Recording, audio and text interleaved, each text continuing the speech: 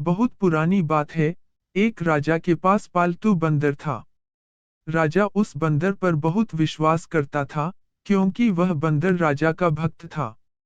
बंदर राजा की पूरे मन से सेवा करता था, लेकिन बंदर बिल्कुल मूर्ख था।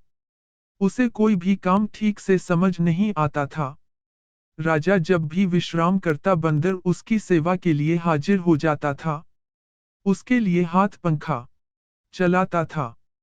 एक दिन की बात है, जब राजा सो रहा था और बंदर उसके लिए पंखा झल रहा था, तभी एक मक्खी भिन भिनाते हुए राज के ऊपर आकर बैठ जाती है।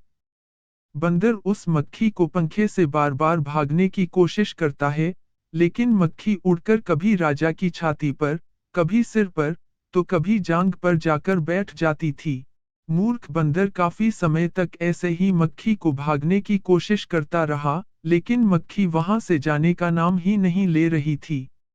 यह देखकर बंदर को क्रोध आ जाता है, और वह पंखा छोड़कर तलवार निकाल लेता है। जब मक्खी राजा के माथे पर बैठती है, तो बंदर तलवार लेकर राजा की छाती पर चढ़ जाता है। यह देखकर राजा काफी डर जाता है। फिर मक्खी माथे से उड़ जाती है, तो बंदर उसे मारने के लिए हवा में तलवार चलता है। इसके बाद मक्खी राजा के सिर पर जाकर बैठ जाती है, तो बंदर के तलवार से राजा के बाल कट जाते हैं, और जब मूंछ पर बैठती है, तो मूंछ कट जाती है। यह देख राजा कमरे से जान बचाकर भागता है, और बंदर तलवार लेकर उसके पीछे भागता है।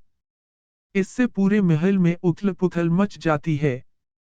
इस कहानी से यह सीख मिलती है कि किसी मूर्ख को ऐसा काम न सौंपे, जो बाद में आपके लिए ही खतरा उत्पन्न कर दें।